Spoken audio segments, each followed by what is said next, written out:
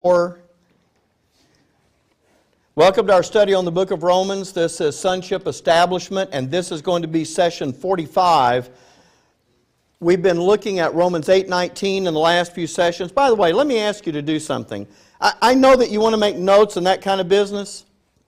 Today's session is very interactive. And what I mean is, today I need to kind of probe your understanding of some things. So what I need you to do is not pay attention to your notes, because I'm giving you answers in your notes, and I need to know what you know. That tells me, are we moving at the right track, or is there something that we need to do? So just work with me with that. That way I can get a true reading. This is hard enough doing it the way it's supposed to be done, I'd really appreciate your help in that. Now, with that being said, let me take you through. We've been in Romans 8:19 and looking at that. We're getting ready to get into verse 20. So let's just read this section to get ourselves started. Romans 8:19, "For the earnest expectation of the creature waiteth for the manifestation of the sons of God. For the creature was made subject to vanity, not willingly, but by reason of him who hath subjected the same in hope. Because the creature itself also shall be delivered from the bondage of corruption into the glorious liberty of the children of God." Now, there's something that we have done with regard to the creature that I think I'm going to have to do a little additional work on, at least for some of you, maybe not for every single one of you, or maybe, but I think it's important because when we first started this out and we talked about the creature and that kind of business, way back in orientation, we started thinking about the creature in a certain way, and that was good enough for that. Now we're about to come to a section that I need to make sure that what you think of when someone says the creature is precise. You can call it the creature, but you need to be thinking about some very specific things when someone says that. I need to make sure that's in your thinking, because if it's not, we're going to run into a real problem. And now we're at a place far enough where I really need for us to do more than just generalize. I need us to be more specific. And because if you ever talk to someone about these issues, if you don't have this down mentally, then someone's going to challenge you on a couple of issues, and you're going to be, with your back against the wall going, and that's not where you want to be, and it'll start making you wonder about what you're learning, and, the fact that we really are a cult and all that kind of business. All right, so with that in mind, let me give you something. Well, let's do it like this. Let me ask you, and this is one of the, and I'm going to do this all through these sessions. Don't worry, okay, listen. Don't worry about your answer. Don't worry about it. Don't try to give it some deep philosophical thought. The first thing that comes to your mind when I say, "What is the creature?" and Sandy walks through the door. Just as I say that, what timing? What comes to your mind if I say, "What is the creature?" Give me some answers. Okay, okay. Bertha, you're saying what? The sun and the moon and the stars. Sun, the moon, the stars. Okay. Did you say something different, Karen? Everything but earth. Everything but the earth. But did you say something? Okay. And did you say something different from any of that? All of that? Okay. Did anybody else? Everything you can see and can't see out there. Everything what? Everything you can see and can't see. Oh, that's good. Everything you can see and can't see out there. Pam? The structure, the host of heaven, the governmental structure. The governmental structure out there, right? What do we mean by the governmental structure? Somebody give me an example. What would that be? Yeah, principalities and powers, thrones. Did you have something different? Okay. Anybody want to add anything to that? Something that moves around. Something that moves around, okay. Linda's going back to that definition of creature back in Genesis. It lives and moves and that kind of business. Is it doing all of that it needs to be doing right now? No. Okay. Now, you've given me answers that are, those are right answers. They're not wrong. Randy actually gave me an answer that really included, let me see if you really get it. Because if you could be talked out of it, I'll give you, when I was in the 7th grade, I had a block teacher. Remember we had block. Does anybody, y'all ever have block class? No. Amanda doesn't know what that is. She's living in a different age. This is back when men rode horses and wore armor and things, okay. I had a block class, and I remember my teacher, Mr. Middlebrooks. He was probably my favorite teacher ever in my whole school life, and just a great guy. And he asked me a question one time, and I don't remember what the question was, but I gave him the answer immediately. And he went, "Are you sure?" And I went, well. And you know how you do, you automatically begin to second guess. And then I went, well, and I kind of hem-hawed around, and I went, I don't know. He said, "No, you were right." And I thought, well, why didn't you ask me if I was sure? He said, "Because I wanted to know if you were sure." And I thought, I learned a lesson that day. So I want to know how sure you are. See, I'm even telling you that up front. See how open I am with you? See, I'm even better than Middlebrooks. I'm better. All right. What's a block class? Yeah. Oh, that was a series of subjects where you didn't go to a different class for, English or this or that. Or, it was. And I can't even remember what was in there, but it was three different classes into one. It was a block of classes, and there was a block of time. You were in block class from the time I got to school until lunch. So you didn't change teachers and you didn't change classes. And that was called block class. Then after that, I went to math, and then I left that, I went to something else, and then I went to something else. I was really glad I had him for block because he was a great guy. But anyway, here's my point. I want to make sure that you're sure, because I don't want you to get in a situation. It's hard enough, isn't it, to talk about the mystery and grace and the two programs and then sonship without people thinking you're nuts. And when you really start talking about something about it and people begin to ask you questions about it, you need to be confident in what your Father has said, yes? So I want to make sure that you have that. Now, so when we define it as the sun, the moon, and the stars, that's exactly right. It is that. And Pam came along and said, and it includes the host of heaven. And that's true. Remember, we went back to Deuteronomy, and we saw that issue back there where he talked about men worship those graven images, those idols, and then they progressed to worshiping the sun, the moon, and the stars, and those weren't idols. They didn't carve that out with their hands. That was up there. And then it progressed one more step to worshiping the host of heaven. When Paul talks about that, he says they did the graven images of man and birds and four-footed beasts and creeping things. But then when it came to the sun, the moon, and the stars, and the host of heaven, he wrapped all of that up into a single phrase called the creature. So that's what the creature is. And that's the way I've been telling you about it. So you're not thinking about that wrong. But I need to make sure that you understand all that's involved in that. Now, when Randy said a while ago, the things you see and the things you don't see, what are the things you don't see? Principalities and powers. Doesn't matter what kind of telescope you're using, doesn't matter how far Hubble sees, you never get a picture, do you, of one of those angels sitting on one of those thrones out there in the heavenly places. Now, I'm just going to say this to you now, and then I just want to talk to you about it for a moment, just to make sure you have it. That is a very essential part of the creature. In some ways, it's the biggest part.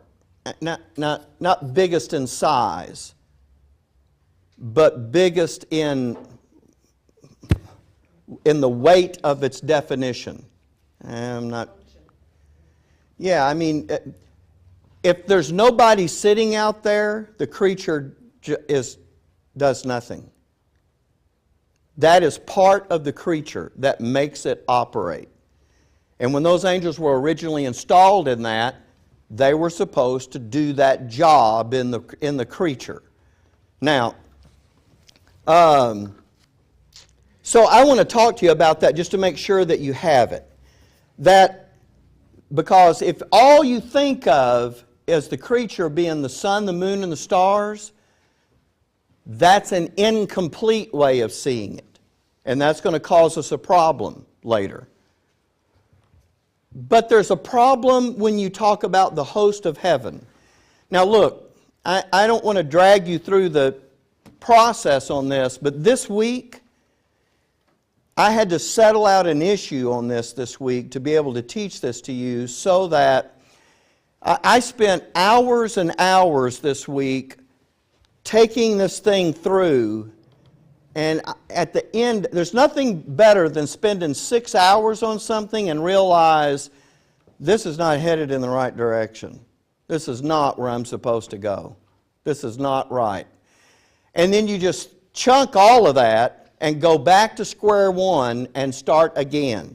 I had a bunch of things on my to-do list this week that I was going to film bare bones, and I was going to do this, and I was going to do that. I got none of that done because this is the priority. The sonship is the priority. And so this had to get done. So what I'm going to do for you is, instead of dragging you down all the wrong roads and showing you how you know they're wrong, I'm just going to take you down the right one. See how nice I am? See, y'all are just not very appreciative of that. All right. So let's talk about this host of heaven. Because when you talk about the host of heaven, let me just give you let's just look at this scripture for a moment. Just look at those verses, and we're going to come to this. But here's the problem. Does the creature include the host of heaven? Yes.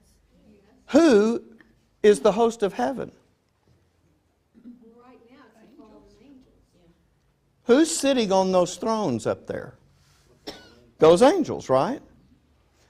Now, if they're part of the creature, here's the problem. Let's read it. For the earnest expectation of the creature waiteth for the manifestation of the sons of God. Are those angels really wanting your manifestation? No, those don't. They're not, are they? Look at the next one. For the creature was made subject to vanity, not willingly, but by reason of him subjected the same in hope, because the creature itself shall be delivered from the... Are we going to deliver those angels from the bondage of corruption? And at the end of this, into the glorious liberty of the children of God. In the next verse, you know what it's going to talk about? It's going to talk about the creature's hope. Are we the hope of the fallen angels? No. So when you look at that, you kind of say to yourself, are they really part of the creature? I mean, that's a valid question, isn't it? So I begin to look at those verses and say, but when Paul defines the creature, their positions up there is really the bigger part of the creature. There's a reason. Aren't we the hope of those who have not decided which way to go?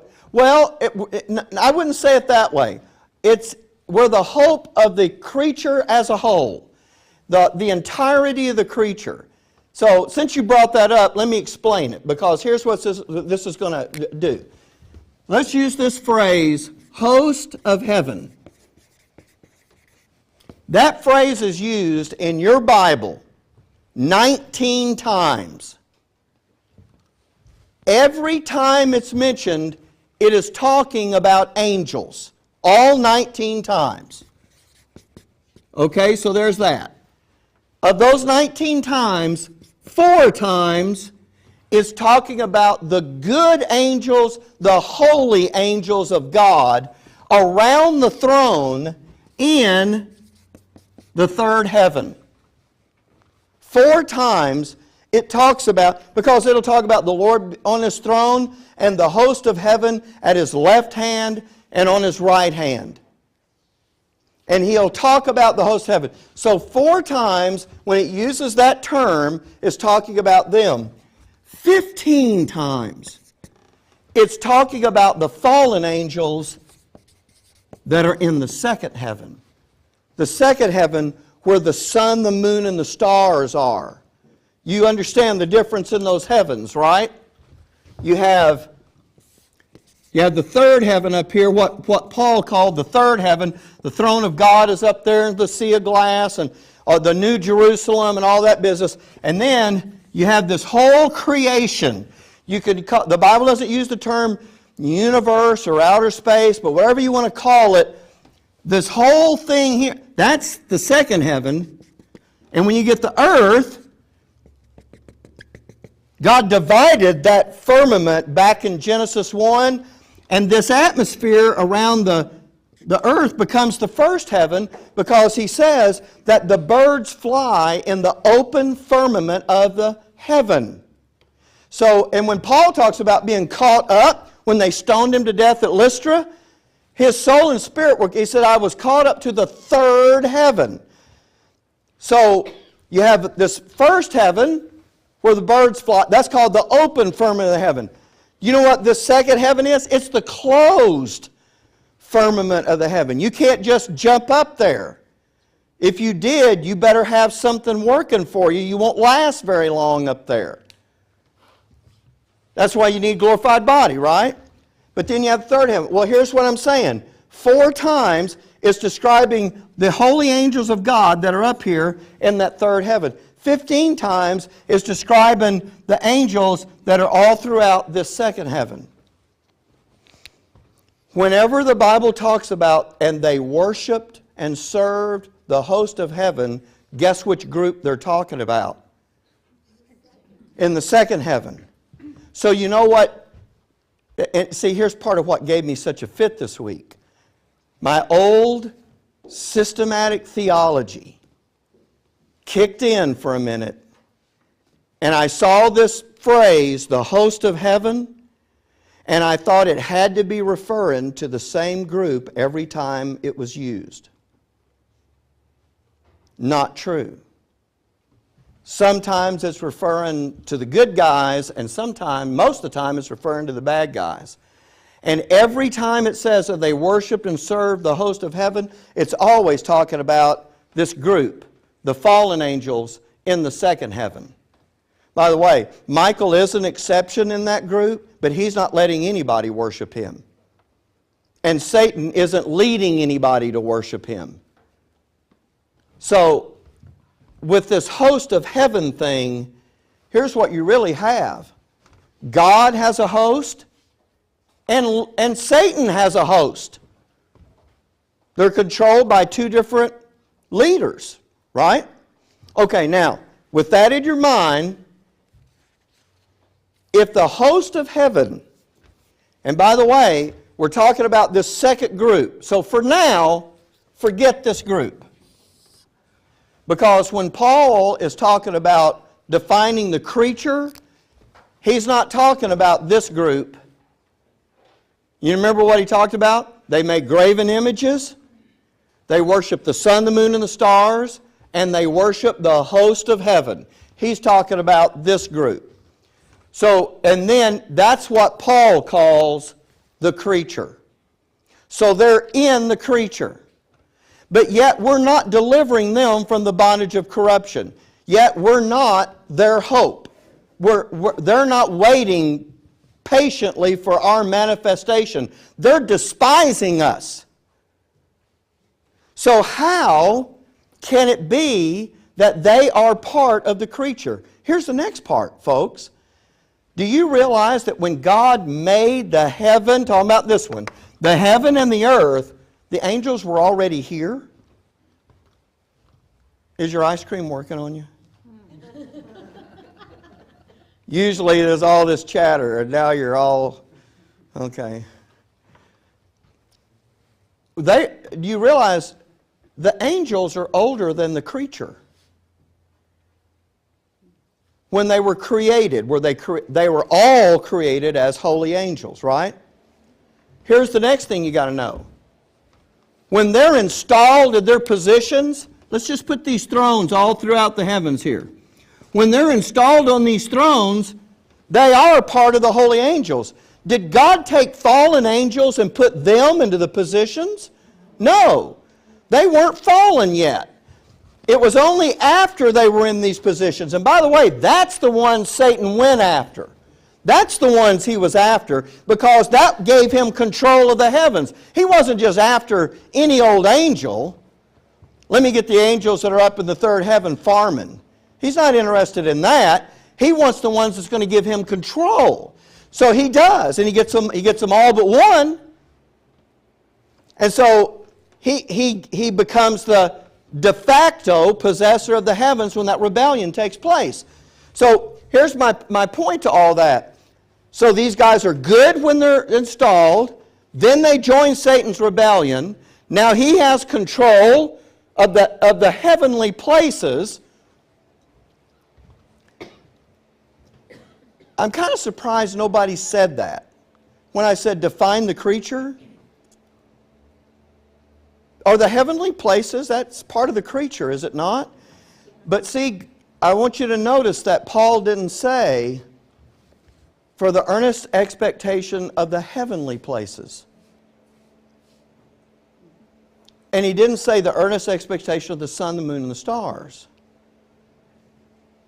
The only way to wrap all of that up into a single packet is either to list it all or give it a name. And he gave it a name of the creature.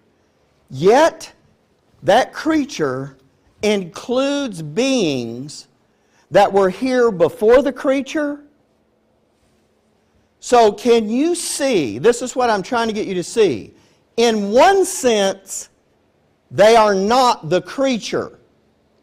They were angels created before the creature. How is it, does anybody have in their mind, how is it they are now part of the creature? It is only in the role that they play as a principality or a power or a throne or a might or a dominion. Only by that role are they a part.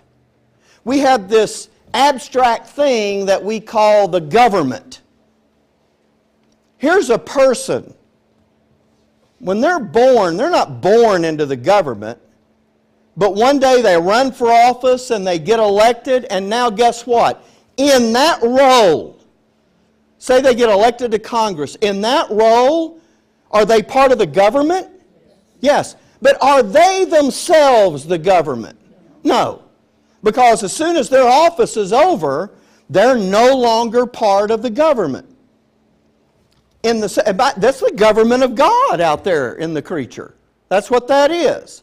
So it's by that role where they're seated. Does everybody get that? So there's a sense in which they're not the creature. They're a separate thing. But you can't exclude them from the creature because their role in the creature is the weightiest part of the creature. If all you see it is the stuff you can see with the telescope, you miss the biggest part. At least the biggest part to God. Okay. So, I'm going to give you one illustration. Let's suppose that you have a relative whose kidneys fail for some reason, and they need a kidney, and you're gonna donate a kidney. So they put you on the operating table, and they put you under, and they open you up, and they take one of your kidneys out, and they put it in that sterile bowl, and then stitch you back up. If anybody looked at that kidney, would they say, let's suppose this is Linda donating a kidney to Eric. Let's do it like that. This is great. Poor Eric. If Linda's if one of the nurses is looking at that, if she looks at that kidney, does she ever go, well, there's Linda? Does she look at that kidney and go, there's Linda? I hope not. No, that's not Linda, is it? The weightiest part of Linda, folks, you can't see. Are you with me? I mean, I'm looking at her and I know what her body looks like, her face looks like, her hair looks like. I recognize Linda, but the biggest part of Linda is not the part I see. That is part of her, and that is the body of the creature. But just because you take a part of that body aside, does that mean that that is now her? No, because once it's out of her body, they're going to put it into Eric. Is he now Linda? I mean, I know Eric has issues, but I mean, let's be honest. He is not Linda, right? Does he wake up from the surgery and go, who am I?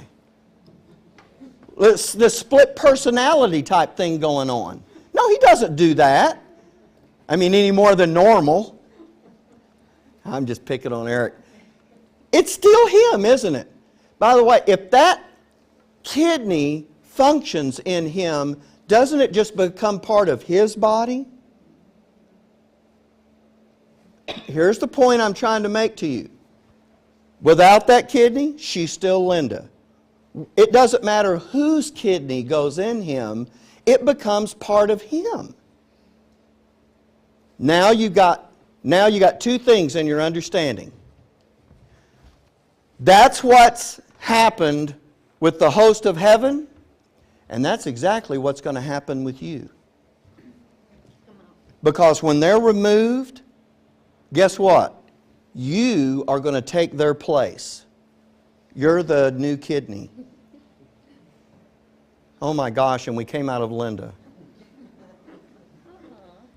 Okay. Gloria went, All right. Yeah, she doesn't have that many kidneys, right? So, by the way, suppose that kidney stays out too long. Or is it kept at the right temperature? It dies. That kidney dies, but is Linda still alive? Yeah. See, it's a separate, in a sense, that part you see, yes, it's part of you, but only when it's there. If you ever take it outside of that body, it's not you anymore. Are you following that? I'm just trying to illustrate a way for you to understand the host of heaven is the part you don't see. And because of their role in the creature, it's the most critical part of the creature. The part you see is not the totality of the creature. Let me ask you, if you zapped a star away, is there still a creature? Yes. Okay.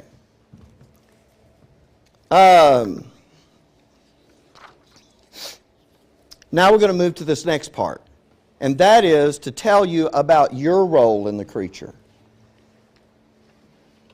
You, sitting in those seats of authority, are going to intelligize the creature.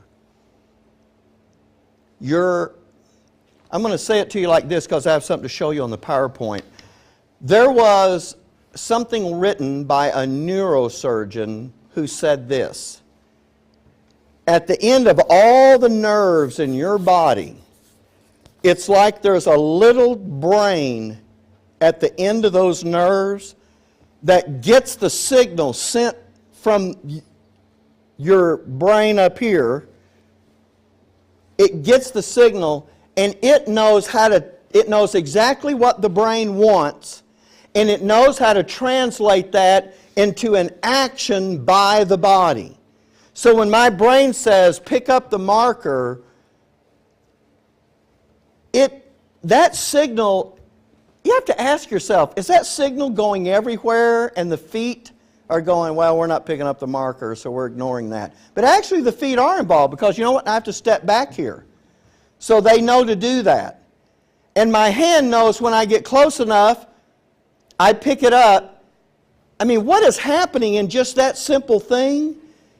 That's just electrical impulses that are being translated into the physical realm through muscles and tendons and all that kind of business. Isn't that remarkable? I mean, when you think about it, look, I haven't been smoking weed and I'm looking at everything like, wow, look at that marker. You know, I'm saying, okay, Pam was smoking it, but Billy and I were smelling it in the car, okay, I don't know. This just picking up the marker is a remarkable feat to be able to take what's in a thought and translate it into a physical, visible, tangible action. That's your job. And you know what that makes you? The central nervous system of the creature.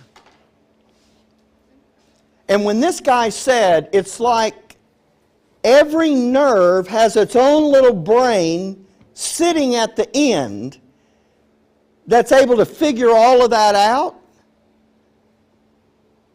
Now, I hear that and I go, that kind of sounds like our job in the creature. You have all these little brains out there in the creature running this whole thing, right? Then I'm talking to my buddy the other day and he says, did you hear about the guy who had the whole arm amputation, reattachment a few months ago? They did it all the way to the shoulder. They did a whole arm reattachment. He said, just a few months ago. I said, I didn't see that.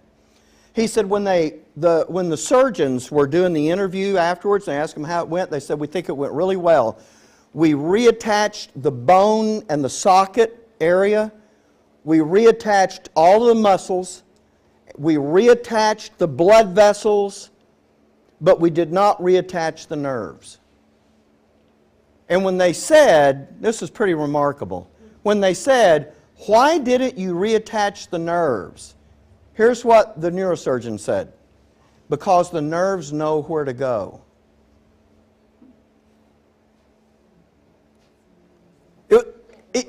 I think about that and I think, that's us. We're the smart, God help the creature, we're the smart ones. Because but really, we're the ones with godly wisdom out there that's going to be running this thing, right? The bone can't do it on its own. The blood vessels can't do it on their own. The muscles can't do it on their own. The tendons can't do it. But you know what? The nerves, he said the nerves know where to go. Wow! So I tried to look, I said, where was that? I tried to look it up on the internet. You know the problem with the internet is it will take you 50 years to sort through all the stories about nerves and operations and reattachments of various limbs and things. It was overwhelming. And I thought, I'm already behind this week. I can't take the time to do that. But I tell you what I did find, which I thought was pretty remarkable. I found this story. And it's kind of short, but I'm going to give it to you. It's in the October 3rd, 2010 Science Daily magazine. Now that's where this came from. It's in the section called Science News, and the title of the article is, How Injured Nerves Grow Themselves Back. I thought, well, let me look at that, because that's really what we're talking about, right? So just look at this. I know this is not long, but I know there's a little bit of jargon in this, and since you just got through eating, this is going to be really hard for me to keep you with me for the next 3 minutes. Because this has got enough scientific jargon in it that about 3 seconds in, half of you are going to be going. So I'm going to try to keep you with me, but here we go. Unlike nerves of the spinal cord, the peripheral nerve, right here I'm going, I just like, give me, I'm out. The peripheral nerves that connect our limbs and organs to the central nervous system have an astonishing ability to regenerate themselves after injury. Now, a new report in the October 1 issue of Cell, a Cell Press publication, offers new insight into how that healing process works. I've saved you a bunch of that, but we do have a little more to look at here. This is a quote from the woman who is the neurosurgeon writing this article. She says, "We know a lot about how various cell types differentiate during development, but after a serious injury like an amputation, nerves must regrow," says Alison Lloyd of University College London. "They need a new mechanism to do that because the developmental signals aren't there." And I spared you, so can I just say it in my own words, what I spared you of? She said, there's nothing automatic when your arm, let's say your arm gets cut off. You know, a guy was up in a tree, was up on a ladder trying to cut a big limb out of a tree with a chainsaw, and he just kind of climbed up there without thinking about which way gravity works. So the thing fell on him, the saw fell on him, and cut his arm off. And I thought, wow, how tragic. You know, and of course the article was about the reattachment. But what happens is when that gets cut off, well actually this guy his hand got cut off at the wrist, is what happened. And when that got cut off, in fact, never mind, it would just gross you out, but you know. He said when I saw it was just dangling, and he said I flipped it and it flew over, and he said I had to go get it, put it in my pocket. I thought, yeah, I hate it when that happens. So sorry. But he's got, that woke you up, didn't it? Yeah, Amanda loves this part. I mean, she's with me now. Great, a guy got his hand chopped off.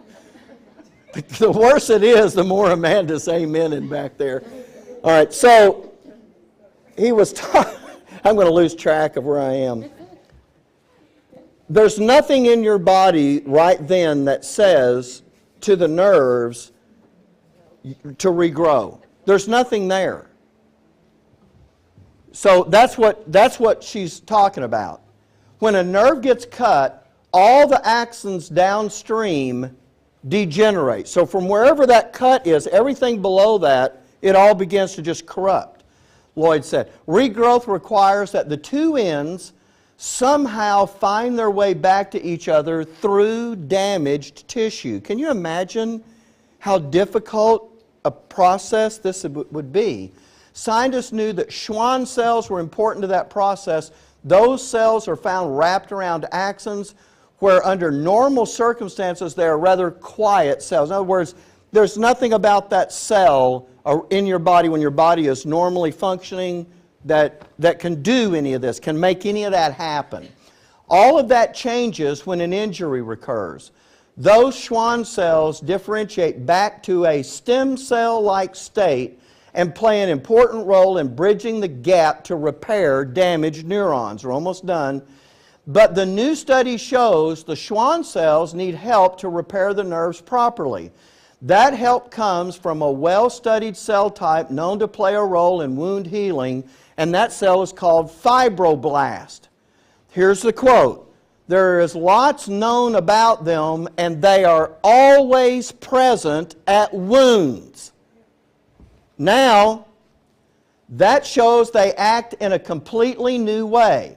The fibroblasts send a signal to the Schwann cells, causing them to sort themselves into clumps or cords that make their way out of the nerve stump, or in other words, where the thing got cut off, to make their way out of the nerve stump as a group. These cords guide the regrowth of axons across the wound. The guy that, when he said there's like little brains in those nerves, you would think something's in there thinking. Because this cell, in fact, I'm going to show you this cell. This was really remarkable. On the left is the way that cell is normally in your body. Don't worry about what all the little things are. Just look at the shape. We'll color them later. I have things for you to, okay. When it looks, see what it looks like an eyeball? You know, that's what I thought. That's the way it normally looks. When it gets to a wound, it changes into the star-shaped type thing, completely changes shape, which means it now begins to do something it was never doing before.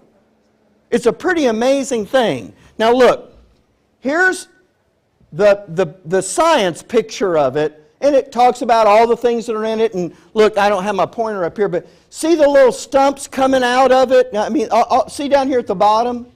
Do you see that? Right there? There. It's going to begin to guide the axons to go across the damage and find the other end of the right nerves. And it has to be the right nerve. I mean, can you imagine hooking up the wrong one, and when the phone rings, instead of getting the phone, you go, hello? I mean, that wouldn't work. So you've got to, some of you, I think maybe your nerves are not working so well, but that's the way it looks. Now, let me show you this nerve under a microscope. Now, there's the picture. There it is under the microscope. Doesn't that I mean, you didn't draw it exact, but do you see? That's way different. That is a creature, isn't it? That's way different from what it is normally. It's expanded out into that star deal. Now, I want to back you up and show you a bunch of them, because I was shocked that nobody mentioned this in the articles that I was looking at. But these things look like they're lighted up. When they back that up, do you see those little white lights all through there? It's electricity. Okay, you're talking about electricity. It looks like they're lighted up. And I thought, how remarkable. Maybe if you're a neurosurgeon, you just see that so many times you don't even think about it being a big deal. But a guy like me, I look at that and I think, wow, that's just fantastic, isn't it? Those are the things. Now, I don't want to get off on a science lesson, but what I'm trying to show you is the nerves have this capacity to work them. You reattach that arm, put the bone together, put the muscles together, you put the blood vessels together. The nerves go, well, let's go find the other end. And off they go. Jumper cables. Yeah, okay, jumper cables. You know, listen, is that remarkable? But that's you. You are the smart part of the creature. And when you get up there, folks, you are the weightiest part of the creature. Think for a moment, if your body didn't have a central nervous system, how much could it get done? Were you going to say something, Kim? That's what, with the bone mesh that they put in his neck, it's going to take, he said, about 6 months. For the nerves to grow back? Grow to that bone mesh for him. Isn't that remarkable? So in 6 months, Audie will be normal. We can hardly wait. No, just picking on him. No, but you know, isn't that remarkable? Look, unless the nerves send a signal, you don't take a step. You don't take a single bite of food. You don't brush your hair. You don't put on your shoes. Unless that central nervous system is working. You know what? If you don't have a central nervous system, you can have all the muscles and all the tendons and all the bone structure to attach it to and all the organs, and you're just laying there. That's why when you have nerve damage, you know what? A guy goes, I can't move my legs and I can't feel my legs. All the blood vessels are there, all the muscles are in place, all the tendons are there, the bone structure is there. Without the nerves, and now you understand your role in the creature a little better. You are the central nervous system of the creature because you'll be occupying the positions that run the creature. Okay, now this is leading us somewhere. I'm not really just trying to show you some kind of a neat thing, but I did think that that was pretty incredible to hear what the nerves are able to do and to realize that that's really close to our particular role in the creature. Now, all I'm trying to do by this is to set your thinking in a certain way. Here it is. When you think about the creature, it's not wrong to think about the sun, the moon, and the stars, but you have to begin thinking about the part you can't see. because it's the part that really is going to enable this creature to be what it was designed to be. Are you with me on that? So don't forget, and there's I'll just say this, my time is up. Let me say this because I'm not going to talk about it today. That leads me to the next thing. Our precise understanding about things is going to save us some problems later on.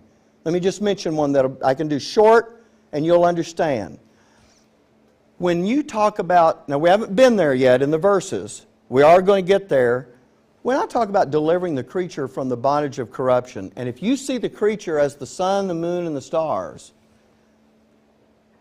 you know, if you're talking to somebody that's kind of smart, you know what they'll do?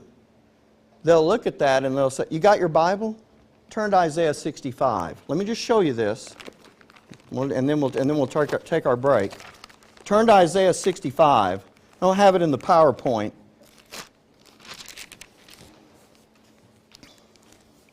I'm sure it's 65, but I'm just doing this kind of out of my head.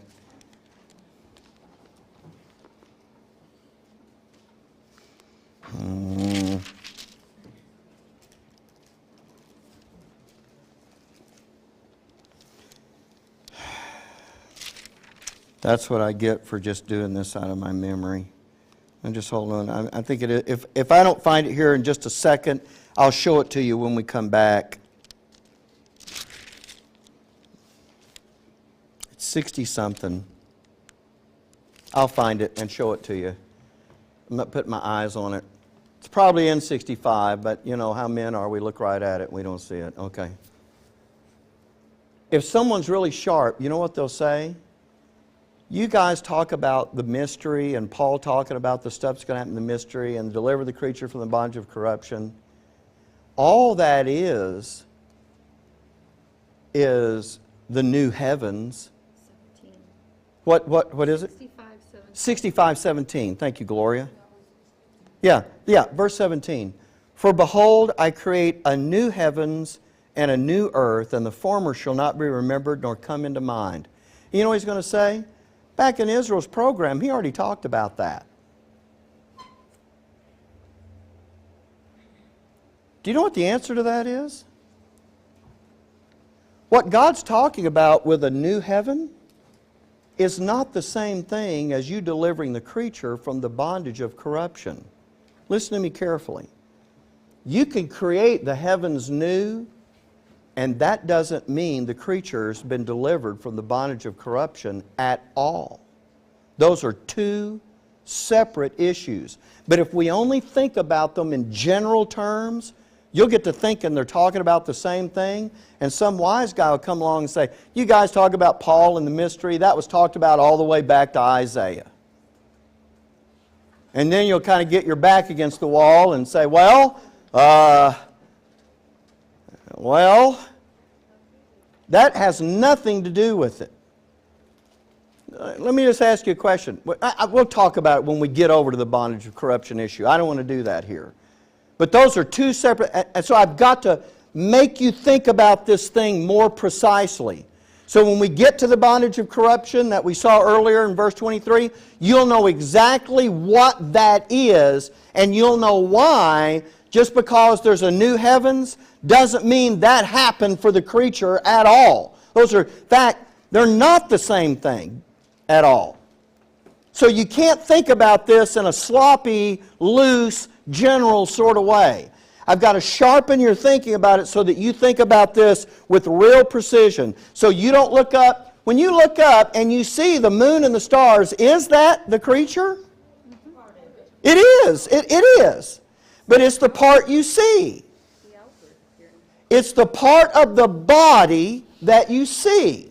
But are there parts of your body you don't see? And I'm not just talking about because they're plugged away inside you. Those nerve impulses, you know, it's like looking at a radio wave. It's there, but you don't see it. Are you with me? And that's the weightier part of the creature. All right. Now that I've muddied that up that much,